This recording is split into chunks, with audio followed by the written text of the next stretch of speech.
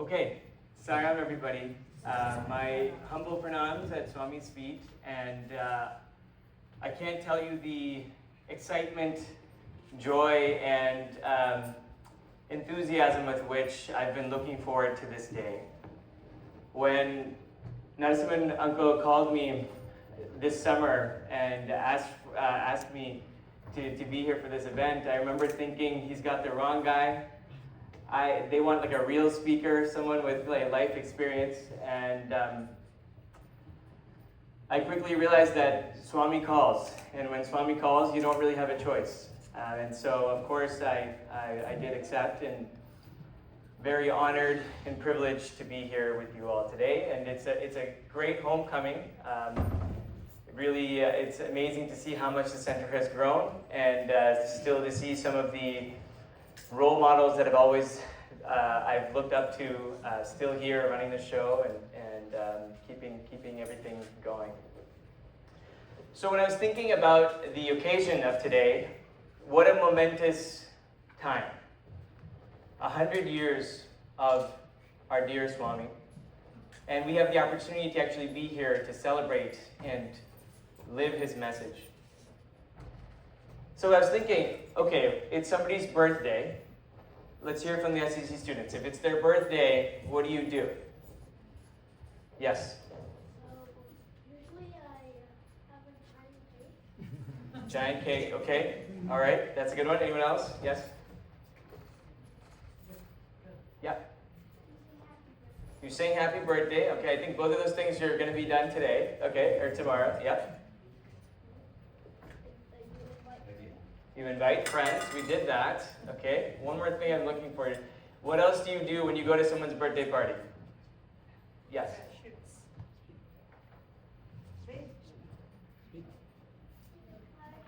You take a card. Okay. We're getting close. Anything else? Yeah? You bring a gift. Okay, exactly. So, you bring a gift when you celebrate someone's birthday. We're here today celebrating Swami's birthday. So what gift are we giving to Swami, right? What gift can we give? These are rhetorical questions, but thank you. What gift can you give somebody who's given you so much, who's given you your whole life, every step of the way? And when I thought of that, the only thing I could think of that would be suitable for the Lord of the universe is our faith. Our faith is the only way we can show our gratitude to Bhagavan for everything he's done for us. And so as I thought about that, I was reflecting on what are moments in my life where he has shown me that faith is all that he wants from us.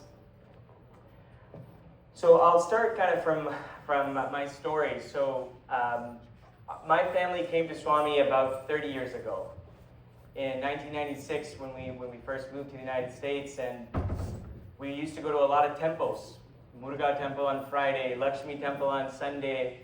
And we got here to move to Columbia, Missouri, and there were no temples nearby for 2 hours. And so we heard that there were some Satya Sai Baba bhajans that were happening at someone's basement. And so we began to go there on Thursday nights. Of course, I was 7 years old at the time, and all I could tell was we were going somewhere where there was a picture of a guy with a big afro on stage, and I didn't really understand why we went. I didn't really connect to what we were doing there. I did used to enjoy the songs, so sometimes I would join along there, and that was kind of the introduction. As the years went by, I slowly saw my parents begin to buy in more and more to the center, into Satya Sai's teachings. And even though they were really into it, of course, anything your parents are into, you are by definition not into, right, as a child. And so for me and my brother, it was a bit of a, okay, we're doing it because the parents are doing it. And with time, we realized, we saw struggles come up in the family. Financial struggles, job struggles, family struggles in India, not being able to connect. But throughout each one of these challenges, the rhetoric from the parents was always, Swami is there for us, he will take care of us, we will be okay. And of course, these things that you hear as a child might seem trivial or just said in passing, but eventually what they say is what stays in your mind. And so when my father lost his job and we had to move, or we didn't have enough money to go to India when a grandparent passed away, these were struggles, but I saw my parents go through it and pull the family together and say, it's okay, Swami will take care of us and we will get through this. So I'm very grateful to my parents for at such a young age instilling that sense of faith within me and my brother. And I can't say enough for them being the examples of faith for us at such a young stage. I wish they were here today, but I think they're having a great time in Puttaparthi with Swami right now. As time went on, we moved, and suddenly we were in Kansas for a while, and there was no center there, so what did we do? We started the center at home. Started having bhajans, people starting to come over on Thursdays. By this point, we enjoyed singing bhajans at least, so that was one part of it. But of course, you're still young. We're 8, 9, 10 years old, still somewhat engaged, but not completely involved. Fast forward to 2001, my dad gets a job at the University of Michigan in Ann Arbor. So we moved to Michigan. And I remember the first day we came to Satya Sai Center, someone asked me, are you 12 or are you 13? Like, how old are you? And I was 12 at the time, and I told them 12. But then I said, then they said, okay, then you have to go to Group 2 SSE. But then I was like, but my birthday's in 2 weeks. And they were like, okay, fine, you can go to Group 3. And I remember I was so excited about being upgraded with, such a short, a short time frame. But coming to the center here, the biggest turning point was seeing other children my age involved and dedicated to the mission, right? It wasn't just coming because my parents are coming, it was seeing other young people believing in Swami, singing the bhajans, doing the meditation. And that was a turning point for me in my mind that, perhaps I can have a personal connection with God. It's not just about going because my parents are. And I have to give it to my parents. Even though we lived in Ann Arbor, we made it a point. Every Sunday, they would drag us the 45 minutes from Ann Arbor out here to make sure we were here in time for SSE.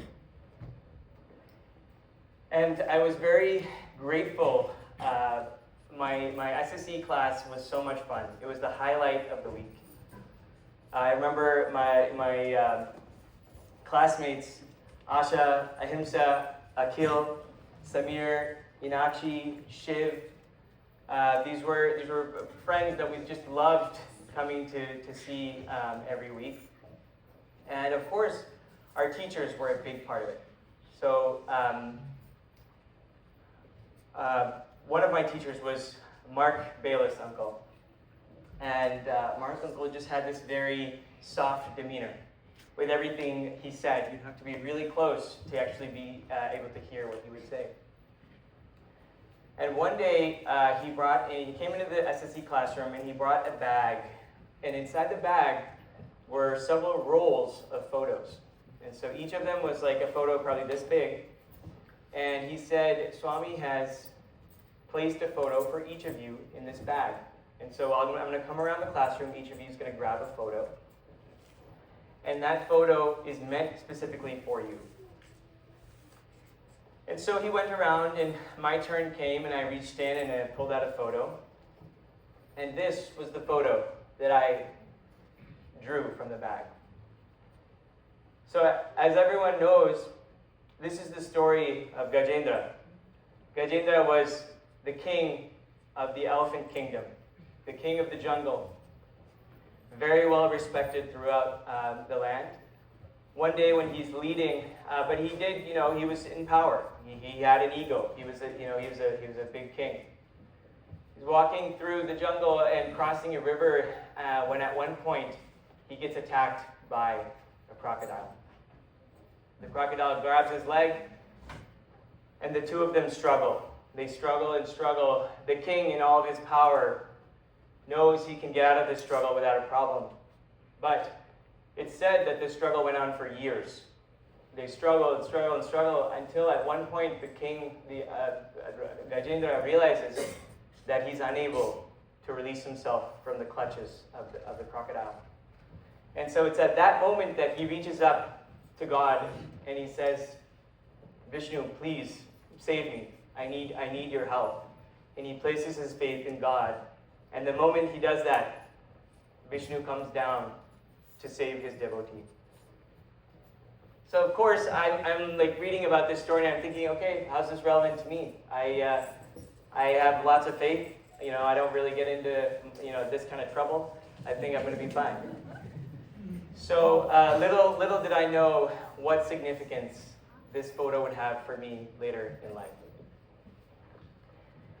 I'll come back to that, but I want to spend a couple of moments talking about how beyond SSE class, it was the center at large that became a big community and a big home for my brother and I. And so I can't move on without speaking about my other main SSE teacher, Ashok Uncle. As we all know, Ashok Uncle was a taskmaster. He was very strict about how class was run, what time you showed up, behavior in class, assignments for class. I was honestly a little scared of him, to be honest.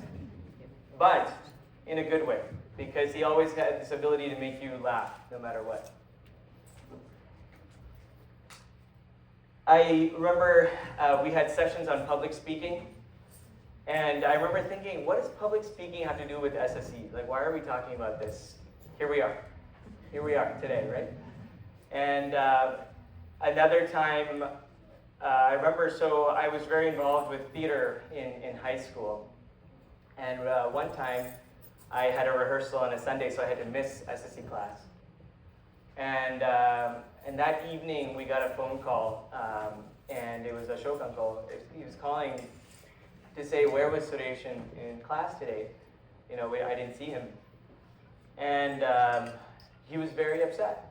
And my parents were like, really sorry, that we should have brought him, blah, blah, blah. And so, of course, I heard it from the parents after. And I remember thinking, like, why is this such a big deal? It's like, it's just SSE. Like, why is this such a big deal? But later on, I realized that it was because of how much he cared. That was why the success of the program endured, right? And so it's because you have teachers that care so immensely about every student in their classes that we as students are able to meet them there in terms of that importance. And with time, I came to realize how those small, taking those small things seriously is how over time you develop discipline and you develop value for something like the SSE class and how important it is for building that character foundation. So Ashok Uncle, I wish you were here today. I hope my public speaking skills have developed from where they were, but I thank you so much.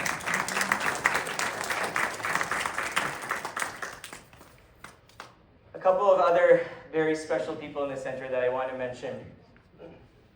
My great-grandma was staying with us during the early 2000s, and at one point she had a medical emergency and had to be taken to the hospital.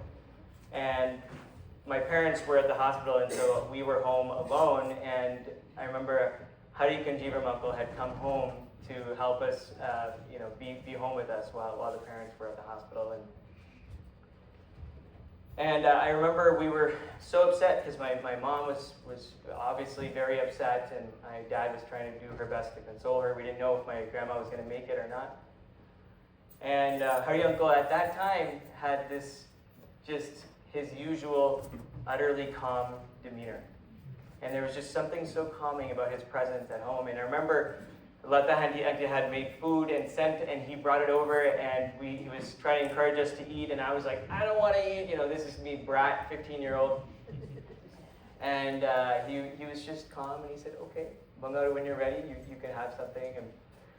And that episode stayed with me because it reminded me of how equanimity is not something we just talk about. It's something that you can display when it counts in that moment. And since that moment, Hari Uncle not only has been a professional mentor, but also someone I look up to in terms of that equanimity. You heard Narendra Uncle say that I'm a bhajan aficionado, and really it began with one of our earliest bhajan teachers at the center, and that was Purnimanti. So I remember not only was I enamored by the harmonium, and actually I started learning harmonium after watching her, but we were in class, SSC class once, and we were learning this bhajan, Nand ke Dulare, Yashoda ke Pyare. And so we were saying, Murali Manohar Shama Murari. And she said, if you call like that, then Krishna's not going to come. You have to beg and plead, and only if you plead will Krishna come. And so she sings, Murali Manohar Shama Murari. And such a small moment, but I remember something clicked for me in that moment, that music is a pathway to God. Music is a way to show your faith and experience faith, and that has stayed with me. And for my love of music and everything that's developed, making sure that the faith is the basis of your music was such an important lesson in that small moment. I could go all day, but I'll finish with dear Lata Auntie. So. I can't begin to say the number of things that Lata Auntie and Hari Uncle have done for us, but when I was a medical student, I spent a whole month with them in their house, and basically they took care of me like their own child. They gave me a car. She would get up and pack me lunch. She would make me breakfast every morning. It was just above and beyond anything that she needed to do. And it may have been a small thing for her, but I'll never forget that month. It was extremely, I just felt so loved. And I think that's what's special about this community, that there's people like that here. Yes, please.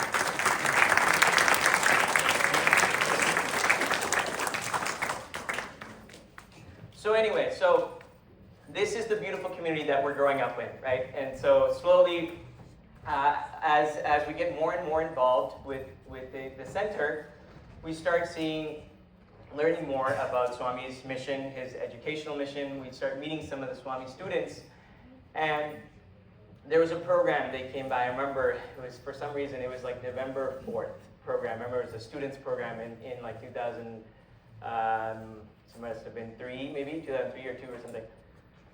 And when the students came, they put on this spectacular program, just incredible program, high quality music, beautifully narrated, etc. And then you hear them speak, and you're just amazed. These are the products of Swami.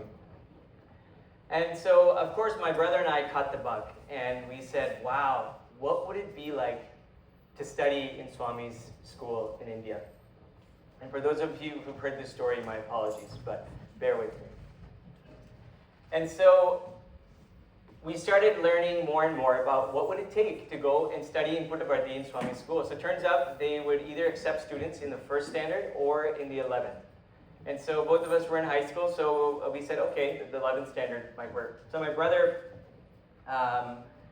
sent in an application to the school, and we waited, and he actually got invited to go to India to interview. So this is the spring of 2003, and so he leaves school and goes for a month to India. And so there he meets with all the teachers, and they do some interviews, and they have him write the entrance exam. He goes through all that process. Things are going great. It's looking really positive. And then it's the day of the final list. He's passed the entrance exam, did very well. They loved his English speaking, of course. And on the final list, his name's not there, for whatever reason. So of course he was dejected, came back to the United States.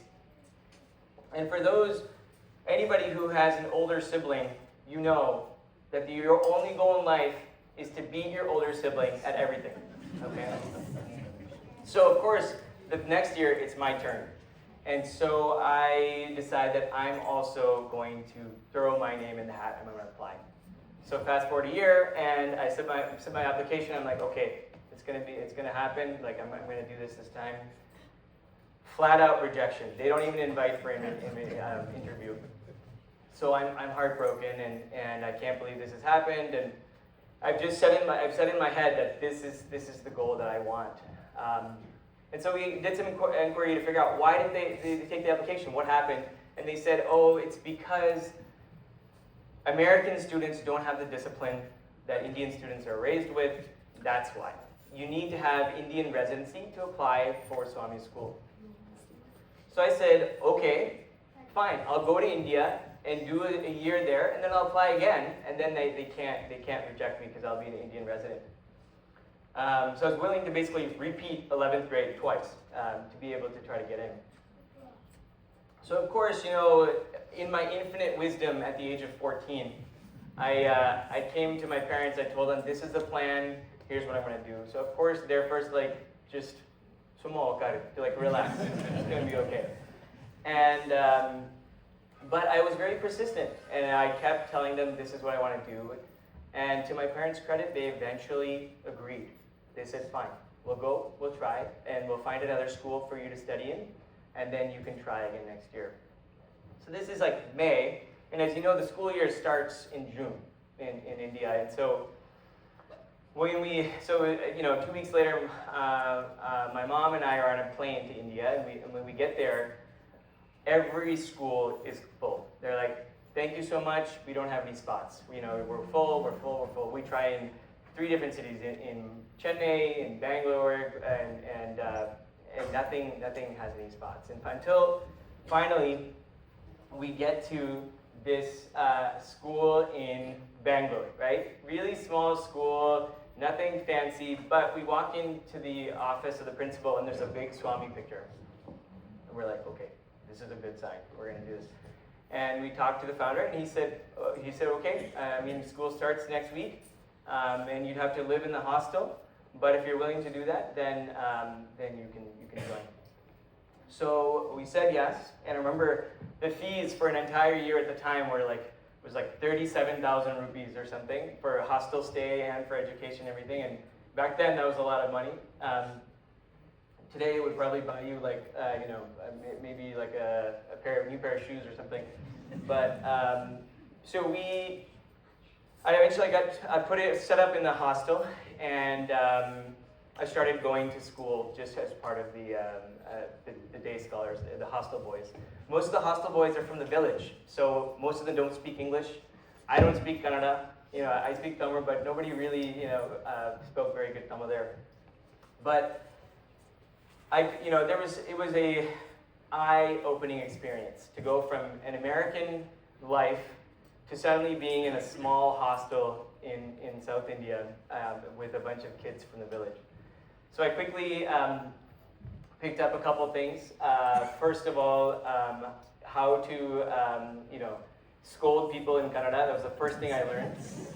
And then the other things I learned were that I came in with this view that the entire world believed in Swami and Sai Baba was God, and I quickly realized that was not the case. That's not what I encountered. In fact, the majority of the people everyone thought I was a fool for leaving an American world-class education and coming to this small school in India. And so there were moments I remember where the local newspapers would publish bad things about Swami in the newspapers, and these boys would bring in these newspapers and be like, look at this USA, he came here, left everything and came for this guy. And it was just humiliating because they would basically make fun of me and tease me for making such a mistake. And I always thought I held Swami close, and that was the reason I came, but those were some really trying moments for me where I started questioning, like, did I make a mistake? Like, is this just a facade? Is the whole thing just a sham? But what I did was every time we had a holiday, I would just take a bus from Bangalore to Puttaparthi and just go and be there, be in Puttaparthi, because I felt like at least that was like my grounding force. So like this, the course of the year goes by, and finally May comes along the next time. It's time to apply again. So I fill out the application, everything, and I'm feeling really good, okay? I've put in the extra year of commitment. They can't turn me down. Send their application. A couple of months later, my relative calls me. He says, hey, there's something in the mail here for you. So I take the bus from the hostel, go to my relative's place. And we get there, and they just casually drop this card in front of me and said, you got something. And it's from the Satyasai Institute of Higher Learning. Turn it over, rejected again from and at that point I lose it. I mean, this is 1 year of my life. I've struggled in the hostel, got sick, got all kinds of infections and diseases, things that my body just wasn't used to. All in the name of Swami, I want you, I want to be in your school. So back then, they had STD, ISD booths, right? And so I ran to outside to the nearest ISD booth, and I called my parents and broke down. I basically said, what do I do now? What do I do now? At the time, my visa, we were applying for green cards. My visa was in kind of in a tenuous state, so I didn't even know if I could come back to the United States. And so they said, okay, let's think about what to do. Maybe you just go to Puttaparthi physically and just go ask Swami himself. I mean, what other choice do you have at this point? And so that's what I did. So I literally, from the ISD booth, I took my bag, just the bag I had brought home for the weekend, which had nothing but an extra shirt and one extra pair of pants, and I just went straight to the bus station and got on a bus to Puttaparthi. The problem was, again, lots of wisdom at that age, didn't plan for a week-long stay, didn't take enough cash, didn't take enough clothes, anything like that. I'm just very bare-boned in going. So I got there, I check into the shed. They used to have the sheds kind of on the other side of the end block from the back. And so I am sleeping on the stone floors. They have some cardboard you can use to use as a mattress. And because I didn't bring enough clothes, I didn't have enough cash, I had to wash my own clothes every evening so that I had something else to wear for the next morning. Very humbling moments. But so, got some 5 rupee soap from the store and washing your own clothes. And you basically would wake up at 3 a.m. every day so that you get the first token in line, so you have the best shot at getting first row in the darshan lines. And so this went on for 3 or 4 days, but every day Swami would come in darshan, and he would look, and he'd kind of ignore me and keep going. And I'm holding out my application that hopefully Swami would take it. But, then some days he'd come and he'd make his characteristic expression. He would go like that, or some days he was lost in thought. And so it just wasn't working, so I called our family friend. I said, hey, look, I'm getting nothing. What else should I do? What else can I do? So he said, okay, why don't you go and talk to the headmaster of the school? Maybe you can plead your case and see what they say. And so they say come on Monday mornings at 10 a.m. So I'm nervous all weekend about this meeting and how this is going to go. What am I going to say to this man? And so we get Monday morning rolls around. I get there sharp at 10. And of course, he arrives right on time at about 11:30. And he comes in and he's surrounded by 5 or 6 colleagues, people. And so eventually I was able to kind of get his attention. And I said, sir, this is my story. I'm here for nothing else but Swami. Please reconsider my application. I'll do anything. And quickly he was like, a rejection is a rejection. Sorry. And I said, sir, I will fall at your feet, like whatever it takes. Please understand, I have nothing to lose. This is the only thing that I want. And he said, either you get out or I'll have the guards take you out. So at that point, I knew that it was the end of the road. And so I walked all the way back to Parthi, and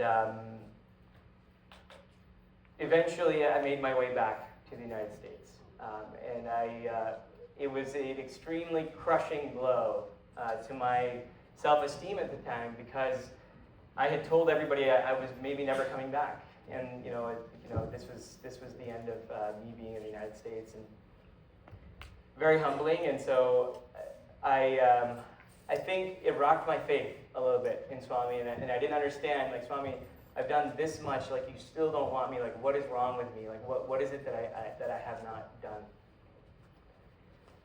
So get back into regular life and finish high school, and so then I decide, okay, well, if I can't get Swami school, I'm going to Stanford, or I'm going to Harvard for college.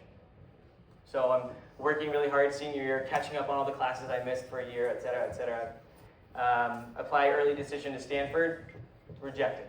I'm like, oh man, okay, all right.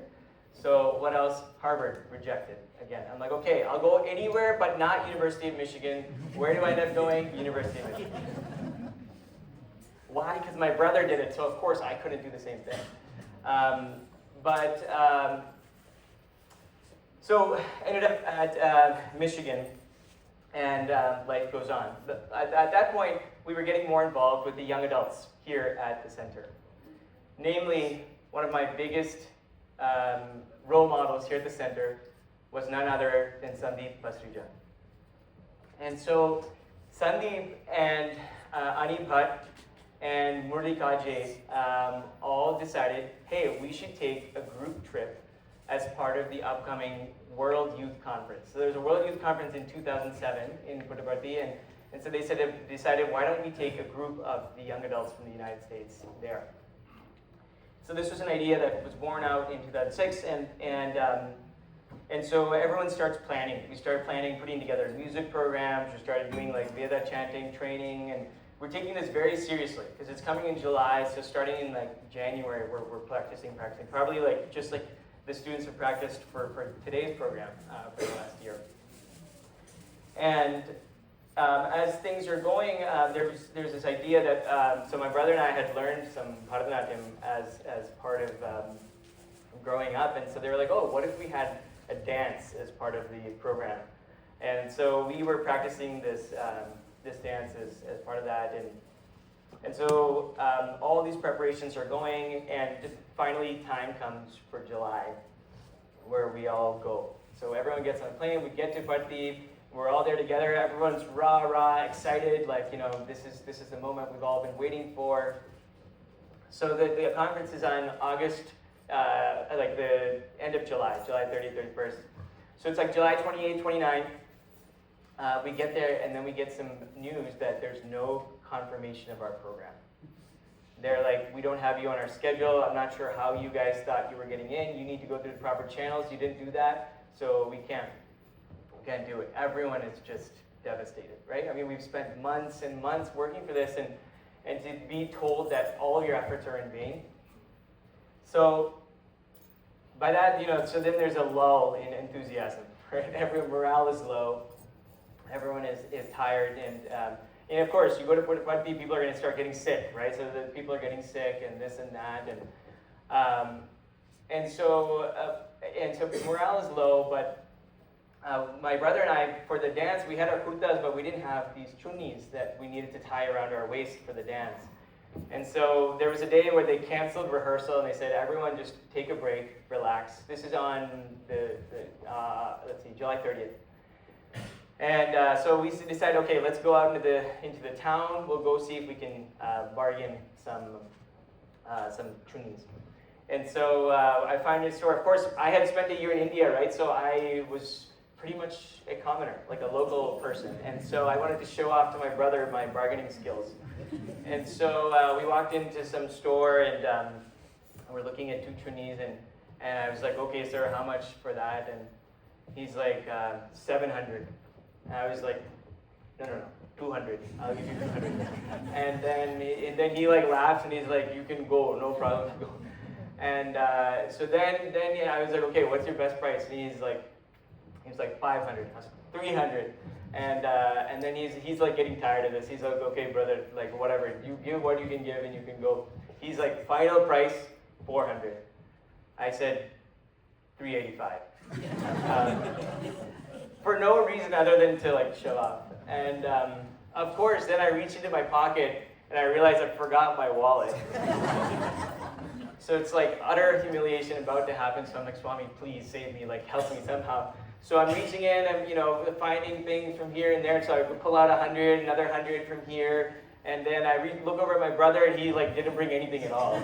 So then I'm like pulling stuff and somehow I get to 350 and then I find a 20 somewhere and so we're at like 380 and I'm like, I can't go back in the store without all the money, like all my dignity will be gone. Dignity is a big thing in India.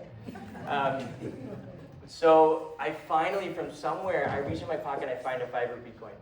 So 385, I give it to him and I'm like so glad that I saved my dignity and walk out.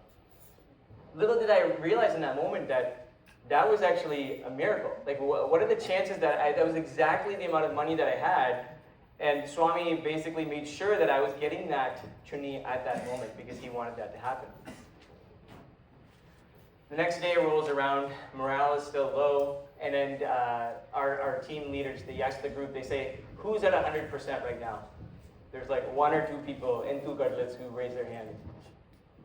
Everyone else is like, just, really tired. And they said, who would be at 100% if Swami approved our program tomorrow? Of course, everyone's hand goes up. The next morning, we are sitting in darshan, and suddenly there's a phone call to Murli Kaje. So Murli gets called up to Rajari, and he says, Murli turns to us, and he says, instruments. So everyone gets up and everyone races from Kulwant Hall all the way back because basically we've gotten permission to do our program that afternoon. And so everyone's running back, we're grabbing all the instruments, grabbing everybody, getting the sick people out of their rooms and getting them up and going. And so finally we get it settled that afternoon, and Swami had been coming in like the van, but that day he happened to come in a wheelchair, so much better visibility in darshans. And he came, he sat, he listened to our program, and what had been happening is he'd been cutting all the other programs short by like after 2 or 3 songs. So everyone was very nervous. We were like stacking the front of our program with our best work to like be like, Swami, please stay. Like we have good content. And so as soon as, but I think the dance was like number 4. So we get through the first couple songs, and then everyone's like holding their breath, and then Sandeep's like, go. And so Anna and I went up the veranda and fell at Swami's feet, and then we performed the dance, and this was a moment I will never forget in my whole life. You're supposed to, we're holding a pose where you're supposed to be on your toes, and you're looking at the master of the universe as you're doing this. And I felt myself kind of like sinking down, and I was like, some spiritual experience is happening right now, and I don't know what it is, but it was just an incredibly powerful, surreal experience. And afterwards, Swami blessed us with so this was us holding this pose here. And you can see all the joy in all of our groups' faces, being able to watch Swami's reaction. And afterwards, he called us up and blessed us with a chain and a ring and all these things. It just felt like, I remember, surreal. I couldn't believe that these things were happening. But in retrospect, I think with the lesson from this was not, oh, congrats, you did a good job. It was, with great power comes great responsibility. I have things I need you to do for me, so get ready, was basically the message and lesson that we took away from this. Once the program was over, not only did he stay for our entire program, he was gracious enough to let us sing bhajans after. And so our whole group stayed and we got to sing bhajans. It was the most fulfilling experience we could have asked for, above and beyond what we all prayed for. So it might be hard to see some of these photos, but this is the gang after the program. So we're all got into a room, and everyone, the energy is just out of control. Everyone just so pumped up from so much love and attention from Swami. And so you can see in that upper photo, you can see Sudhir, you can see Sai Kanjivaram, see Tejas there, Sai Chodavarpud. So really fun gang, really incredible. Vijay Doramaju there. But this was obviously a faith boost, right? To go from kind of the low points of that rejection story to suddenly getting all this attention and love from Swami as a group was certainly a faith booster in saying, okay, Swami still is paying attention to me. He understands what I'm going through.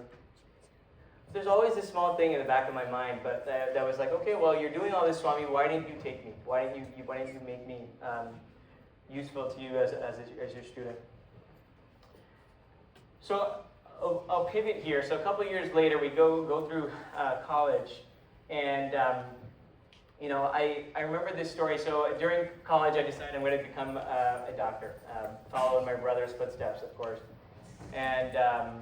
and we get to the point where we're applying for medical schools, and so if you remember this story, right before the Kurukshetra war, Duryodhana and Arjuna go to Krishna to seek his blessings, basically.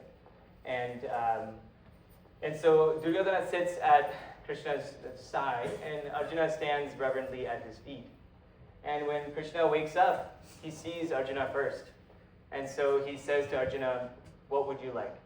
He offers them two things. He says, either you can have my entire army, the 1 million soldiers that I have in my army, or you can have me, but I will not fight.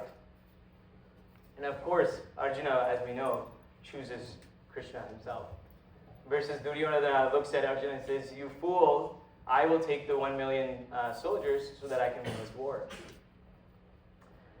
And so a similar scenario arises where I'm applying to medical school, and I have a couple of options coming up, and then I get this another offer from the East Coast.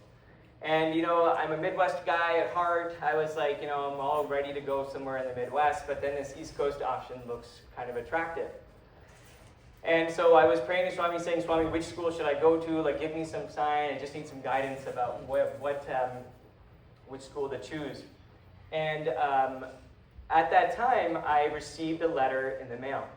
And so I came home from classes, and there's a letter in the mail. And on the mail, it's unmarked. It doesn't say who it's from.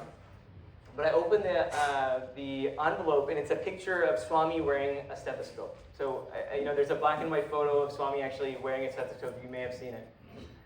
And so I opened the card, and inside the card it said, Dear Suresh, Sayam Suresh, congratulations on your acceptance to Brown. And this was this East Coast school. And I remember being taken aback and being like, oh my God, okay, this sounds like this is what I should do. This is the school I should go to. So again, impulsive. I call all of my other acceptances right away at that moment, and tell them I'm withdrawing my application. Probably the wise thing would have been to really, compare each option and think about which of them makes the most sense, et cetera, especially because similar to Duryodhana, the other schools were offering a lot of financial aid and this and that, versus this new school had a good name, but it wasn't much more than that. And but in that moment, I took a leap of faith, and I said, Swami, if you're telling me to go here, I won't ask any questions. Eyes closed, I will go here. The following 5 years changed my life completely. I went from I met my future wife. I developed an interest in surgery. I found ENT as a specialty. I was, musically, I made a lot of strides, met a lot of new friends. Things just basically, you take one step, and then he says, okay, then I will take you from here. And just a whole new world opened up because of that one moment of a leap of faith. And so that moment has stayed with me as, when you're in these moments where you don't know what to do, what's the right decision, when Swami gives you a line, if you jump in with both feet, he will take over, and he will take you everywhere you need to go. So during medical school, another small scholarship. Are we doing okay on time? I want to make sure I'm not. Okay. Okay. All right. Okay. So in medical school, these are small things that I'm bringing up for the students in the room because this might be something that you can take away. But so there was a competition in school for a music scholarship. Basically, any medical student who was interested in music could submit an application to this scholarship, and it would pay however many $1,000s to support your education. And so I found this. I was like, oh, I love music. I was a music major in college. This is perfect. I'm going to apply for this. So of course I procrastinate till the very last day, and then the night that it's due, I'm sitting there and I'm working on it. My roommate comes over, Joe, and so Joe, he's like, hey, what are you up to? And so Joe is a great musician, right? So he plays piano, he plays guitar, he writes music. This guy's like very good. And so he's like, what are you doing? I was like, oh, I'm submitting for this application. He was like, oh, that's due tonight? I'm going to submit it too. And I'm like, oh, okay. So he goes over, he submits. 1 month later, we find out who gets who gets a scholarship. He does. So, in my mind, for a second, I was like, should I tell him? Should I not tell him? Terrible thought, right? Terrible thought. But I was like, Swami, if it's meant for me, you'll give it to me. It wasn't. It wasn't meant for me, and it was hard to swallow in that moment because in my, your monkey mind's like, oh, if you hadn't said anything, maybe you would have gotten it. But the lesson I took away was I was doing it at the very last minute, and I just wasn't qualified. Whether it was not enough preparation or whatever it was, Swami decided you're not ready, not for you yet. So next year came around, I applied, I got it, and so I spent more time applying, and so it's just like maybe not now, maybe later. It's and Swami will give you what you need when you need it. Was the lesson there. Fast forward a couple years, we get married, we have our first child. So everyone remembers this scene, right? Every baby that is born in the hospital has to go through something called a newborn hearing screen. This is intimately familiar to me. Why? Because I trained in ear, nose, and throat. So we take care of patients with hearing. Rasika, my wife, other than being a Carnatic musician, she became a speech therapist. So she's also very familiar with hearing and speech in children. So this is Lalita on hour 10 of life, and they come in and they do the test, and they say, oh, you know what? She passed in her right ear. She did not pass in her left ear. So me being the surgeon, I'm like, oh, it's fine. It happens sometimes. It'll be okay. They say, yeah, don't worry about it. We'll come back tomorrow. We're going to test it again. I have my usual kind of things in my mind, but I tell Rasika, don't worry. It's totally fine. Everything's going to be okay. She's like, okay, fine. They come back the next morning. They retest. Fails again in the left ear. So now I'm worried. And then of course, your mind starts conjuring up things, right? And they say, okay, now we have to wait a month, and then we'll do another study at 1 month. And, Rasika is a classical musician. I'm an ENT, so she's a speech therapist. If anybody could take care of a deaf child between us, we would be able to. We would be able to. So suddenly my mind is like, Swami, is this the challenge you're going to give us? Is this what's coming?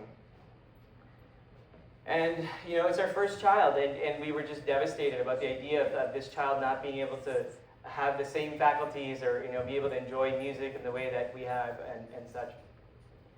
Well, what else can we do? My mom was with us at the time, and of course, those of you who know my mom, she's like, Swami will take care of it. Don't worry. It will be fine. It will be fine. Almost so to, there's this term called toxic positivity. Red's kind of like, okay, but that's not helpful because we're still worried. And, we were doing things like yelling her name, being like that. See, she like turns around. Of course, she's like, 2 weeks old. But a month rolls around, and we go in, and Red's going to have this conversation. We say, whatever Swami decides, we're going to love this child. We're going to take care of this child the best that we absolutely can. And so that was what we had talked about. And we went into the sound booth, and they put the testing on. It's absolute pitch quiet, right? It's pitch quiet inside the hearing booth, and all we have is both of us like looking at each other and like asleep. And I remember it was a long 15 minutes, and it was just surreal because it was the booths that I send patients to. It was like it's where my colleagues work, and so it felt so close to home in terms of everything that was happening. And finally, 15 minutes later, they came out and said, her hearing is perfectly normal. And I mean, it was such a lesson in, Swami will take you to the very end and then bring you back. And I mean, it's just, you just have to be accepting of whatever he gives you, and sometimes you get the good outcome, sometimes you don't. But whatever he gives you, the lessons that we need to learn, we will learn. And that's the beauty of Swami. All right, so fast forward. The challenges of practicing as a surgeon in the U.S. whilst trying to live Swami's values. So sometimes they'll bring in patients that are prisoners, right? And so these prisoners, they get treated like very poorly by the guards oftentimes. And so when they come in and you can be a voice of, just being treated normally, being treated with respect means so much to these prisoners because they're so used to being treated poorly. And so I had a prisoner who came in and it was just, there's nothing magical that happened, but I could just tell their eyes lit up when they saw somebody that was just willing to be open and loving and hear their concern and be willing to support them through whatever it was. And so it was a lesson to me that you can still live Swami's messages. Just because the rest of the world may not treat somebody the way that they should, doesn't mean you can't. And you can make the difference for that person, even in a small way. A couple of months into beginning practice as a full surgeon myself, there was a group of doctors that was brought over from Ukraine. And Swami always says, if I have to lead you down a path that you weren't expecting, then I will carry you through it. And I'll come back to why this is relevant. So when the group of observers from Ukraine came over, they asked a bunch of us surgeons, they said, is it okay if we bring the observers into your operating room so they can learn from you? And you can teach them your techniques and how you do things. And so, of course, I'm like, oh, yeah, of course. You want to learn from me? Yeah, of course. Come on in. Yeah, you guys can do that. And so they all come in, and I'm doing this case on one particular day where you have to dig deep into the face to find this nerve. And so I'm explaining to everybody, teaching everybody, this is how you do it, blah, blah, blah, and of course, when the ego swells, right? As soon as you have an audience and suddenly you're like, oh yeah, I'm the expert, let me show you. We start dissecting, and I'm telling people, sometimes it's hard to find, we'll find it here, don't worry. Dissecting. A few minutes later, I'm starting to be like, okay, where did it go? Like, why am I not finding it? Dissecting, further. I hit rock bottom. I'm like on bone. I'm like, oh God, like where did this nerve go? And of course, these guys are all watching. There's 15 people kind of standing around watching, being like, oh, the great Dr. Mohan is operating and showing us. And I can't find this. I can't find this thing at all. It's like. But the thing is that this is the critical piece of the operation. I have to have this nerve to be able to complete the operation.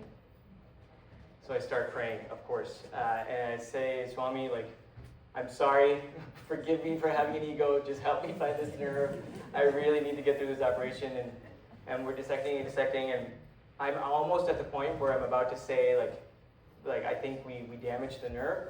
Unfortunately, we're not going to be able to proceed. In the very final swipe, there's this glimmer of a small white structure, and I stimulated it, and the whole face jumped, and I was like, oh God. In the whole room, you could tell it was like, oh, wow. Like, thank goodness we found it.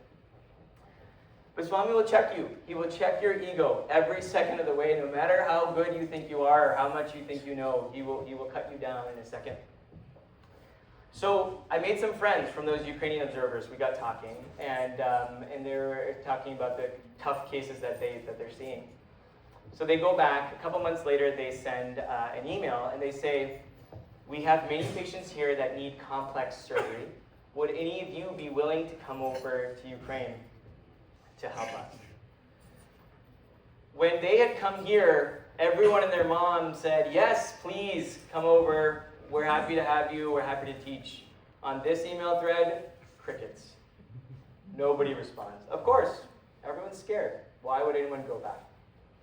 So I bring up the idea to Rasika, and of course she's like, are you crazy? You're not going. Absolutely not. So let it go.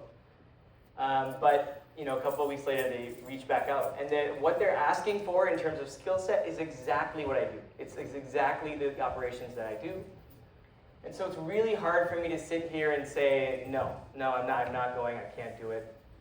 So I talked to some of the other people who've been to Ukraine before. I talked to some senior surgeons. So, one guy, a 70-year-old guy, he says, hey, look, I've been 5 or 6 times. The area that we go to is pretty safe. Obviously, I can't make any guarantees, but, he's like, look, I'm at the end of my career. If something happens to me, I died doing something good. So it's fine. You should really think about it. Talked to another guy, 67 years old, end of his career. He has trusts for all of his daughters, like everything's set. He's like, you should definitely come with us, it'd be great. But as with most things in life, I asked Swami, should I do this? Like, is this a foolish idea or should I do it? And for whatever reason, I felt like, I have an opportunity to serve. They have a need. If Swami, if you're presenting this opportunity, you're going to take care of me. So I finally, the hardest person to convince was Rasika, but eventually got her there. And so So a couple months later, we're planning the trip to go to Ukraine. So this was in May of this year. And in planning for the trip, we're doing all these calls, et cetera, and so finally the day comes to actually go to Ukraine. And so the way to go to Ukraine, you can't just fly in. So the way is you fly into Poland, and then in Poland, they take you in this van across the border into Ukraine. You have to go through Polish security, and then you go through Ukrainian security, and then they take you all the way. And so they're searching your bags, and the only person you will not find in Ukraine is an Indian person, okay? So I stuck out like a sore thumb in Ukraine, so they were very suspicious of why is this guy, what is his motivation for coming here? But you get to Ukraine, the city we were in was called Lviv, and you get there and it just looks like a normal city, right? It's just a nice European city, it's pretty, things are looking fine. So we check into our hotel, and we go in, and they say, welcome to Lviv. Here's your hotel, here's your room, here's the pool, here's the breakfast, and here's the bomb shelter. It's like, oh, this is a country at war. And so it became very real, very fast in terms of what was going to happen. So the next day, we quickly got working. So we met all the patients here, you can see, and then we jumped right into surgery. So all week we're doing surgery. During the surgery, every time there's a missile that's sent over the country, there's an alarm that goes off. And so this is what that alarm sounds like.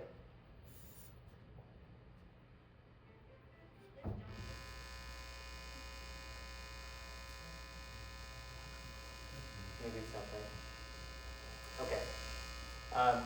But anyway, it's a very eerie kind of scary sound. It's a kind of a subtle alarm, and so this went off at 2 in the morning. I'm already jet lagged, and this goes off at 2 in the morning, and so it's very unsettling to be like, okay, now what? Is this it? Is this the end? And so they gotta get everybody up and evacuated down to the bomb shelter, and it's like a fire alarm here, but just with a very different consequence. And so that happened, and fortunately we were okay, made it through another night. The next morning we went right back to operating. That day during the surgery, there was a alarm that went off again. But what are we going to do? Leave the patient on the table? So we just decided to keep operating. For time purposes, I'm going to just skip through this really quick. But these are just some of the scenes of this. What used to be a soccer field, and it's turned into a graveyard because of how many soldiers unfortunately have passed. And you see soldiers walking around. This was our team, and one of the patients that we took care of. But with God's grace, with Swami's grace, everything went well. And we actually went back for another trip. And so it's just a lesson that if you just take one step, Swami will carry you through. He will take care of you, even in the most dire circumstances. I'm very fortunate that I have 2 little future SSE students coming along the way. So thank you to all of my former SSE teachers, all the current SSE teachers, for what you do. What you do matters. It really matters, and I'm grateful that I'm a product of this center and this SSE program. So I hope that I've shared with you that faith can be the way that we show our gratitude to the divine. And thank you so much for having me here today, Jay Saidam.